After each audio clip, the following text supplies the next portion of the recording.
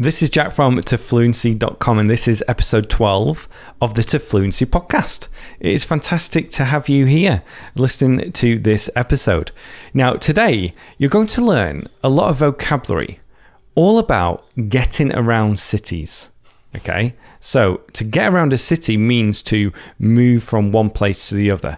And you can do this by walking, taking a car, driving your car, getting on a bus, taking the train, walking, I think I've said that already, going on your bike, etc. So we're going to talk about this though in a really different way, because I'm going to compare different countries. Because I grew up in the UK, I lived in Spain for a couple of years, and then I've been in America for 10 years now. So these three countries they're very different when it comes to getting around a city. I'm going to talk about what I dislike about the US. It's very specific. It's quite interesting as well, I think. But yeah, today you're going to learn vocabulary related to this and just get some good listening practice, because I'm going to talk about this in a more conversational and informal way. But before we go too deep into it, if you want to thank me for these free podcast episodes, the best way to do that is to leave a review. So whichever podcast app you're using right now, I'm sure there is a way to click leave a review. And if you do that, I'll be very grateful. And also feel free to send these episodes to friends or anyone that you think would benefit from them. Okay, so let's start with the UK. I grew up in a place called Preston, Lancashire, which is quite close to Manchester. Now, it's not a big city, but it is a big town or a small city. I think the population is around 150,000, but then there are lots of small towns and villages that are part of the greater area. So it's quite a big place.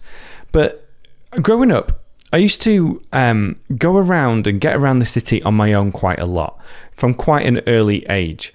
And one of the things that I really liked, which looking back now I realize, is that there were pavements everywhere. In American English, you use the term sidewalks. But growing up there were sidewalks and pavements everywhere, meaning that I could more or less travel around safely. And there were also a lot of zebra crossings. In the US, they call them crosswalks, where you can safely, hopefully, in most cases, cross the road and cars will stop for you. And one thing about the UK is cars do stop for you if you go across a zebra crossing. There is this time, you have to wait for them to slow down, but once they slow down and stop, then you can, in most cases, safely cross the road.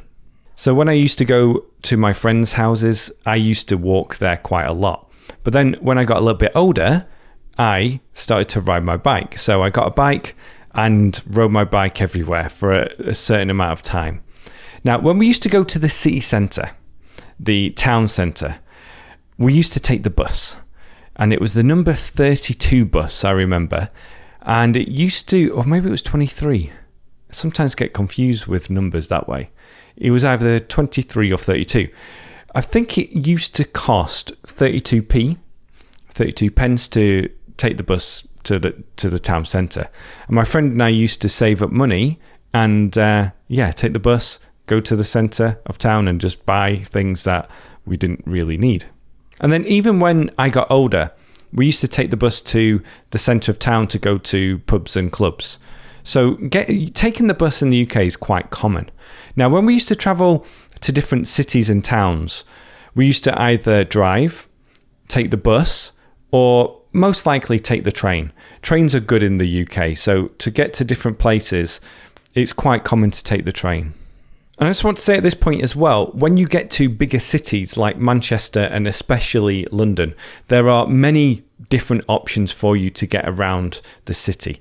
So generally speaking, there's the subway. There's also in Manchester, there's the tram, which is quite common now. Buses are very common too, and people take taxis. But getting around big cities, it's not common to take a car, or it's not as common to take the car. Now, let's move on to Spain now, because I lived in two cities in Spain. Firstly, in Bilbao, and secondly, in Valencia. And those two cities are big, so very big in terms of the biggest cities in Spain. I think Valencia's number 4, maybe Bilbao's 5, maybe it's even number 3. I can't remember now. But two big cities. And in these cities, we had endless options when it came to getting around them. So when I was teaching language lessons, I used to either walk to places, take the bus, that wasn't as common, take the underground, or take a train. There was also a tram in both places. And I think I actually took the tram the most because of where the language school was. But if I could and if I had time, I would walk. Generally speaking, I remember taking the tram on the way there and then walking home. And it took me about 40 minutes, I think, to walk home after teaching for the night.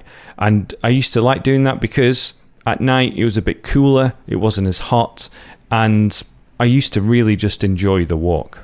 So all in all, the UK and Spain are very similar when it comes to getting around cities.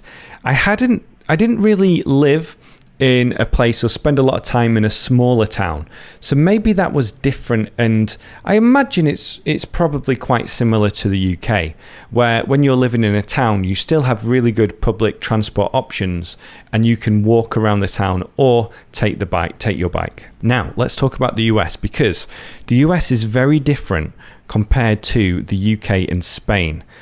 Not so much in some of the big cities. So let's take New York. If you've ever been to New York before, you'll know everyone takes the subway. People take buses. People walk. People take the yellow cabs. People take Ubers now. There are plenty of cycle lanes as well. So the US big cities like New York, great for public transportation. Other big cities aren't like that. I've spent quite a bit of time in Atlanta, and what I remember from it is that the public transportation isn't as good. Everyone seems to just get in their car and drive, even on short distances, and the traffic in Atlanta is terrible. They have lanes that are, they have roads that have 9 lanes, and they're completely full. And I remember there wasn't a good subway option. I can't remember about the buses, but I've spent some time in Atlanta bus station, the main one, and it's a scary place. So people don't tend to take the bus as much in the US.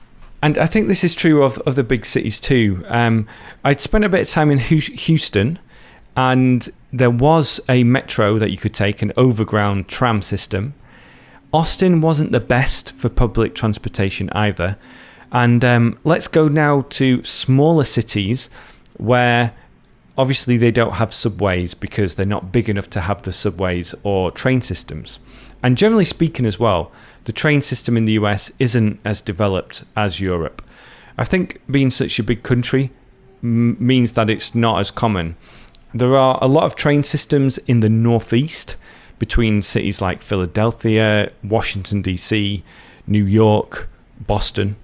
But in the south, where I live, and I'm sure in the Midwest and some of the West Coast too, trains just aren't popular at all. There isn't a train station where I live. So you can't go to the train station and get a train somewhere.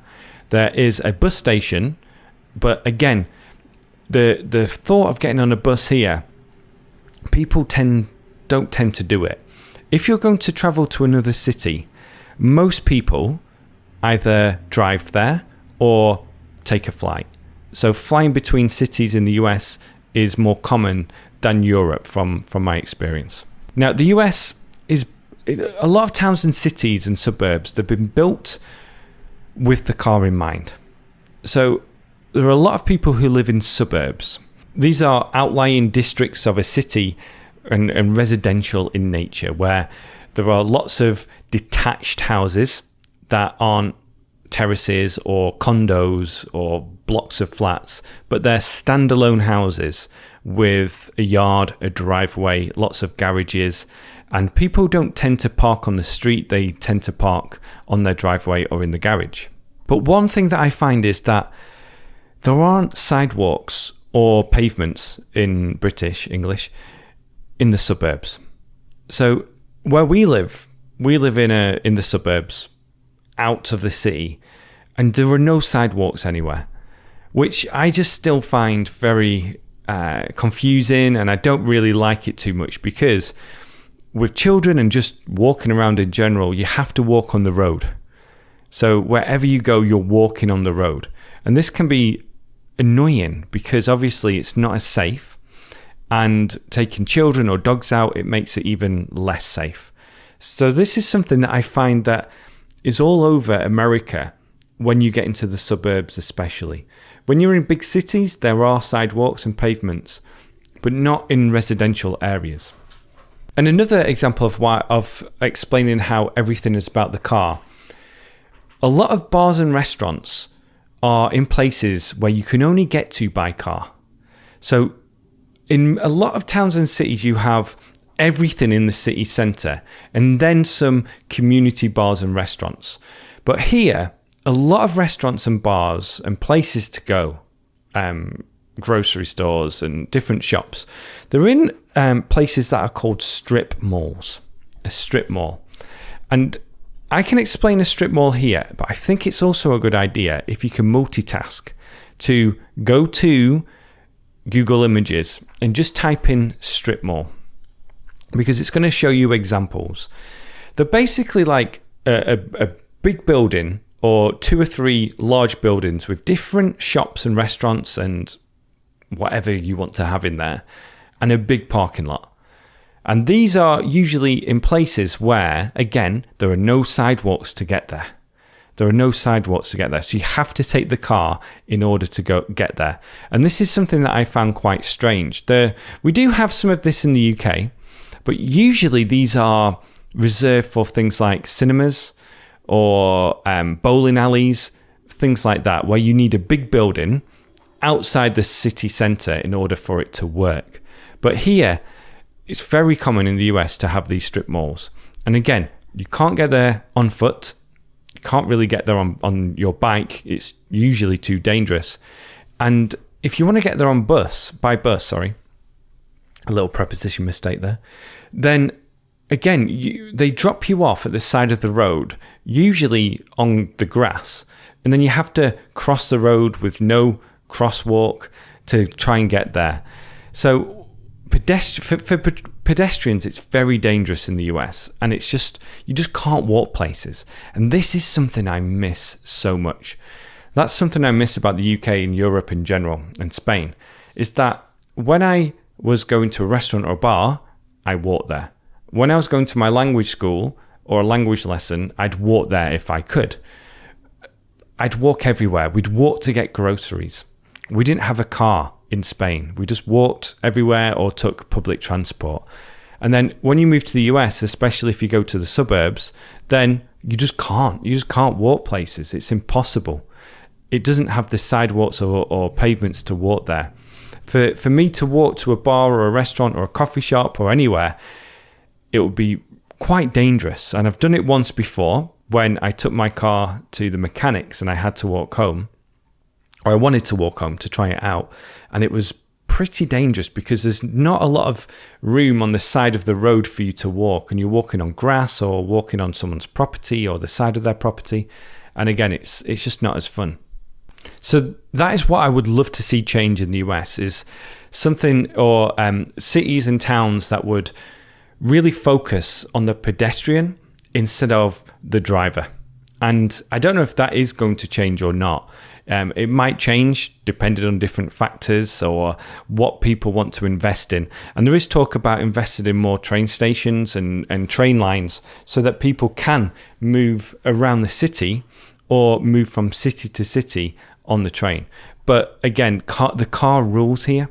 Everyone needs a car if they want to get around town.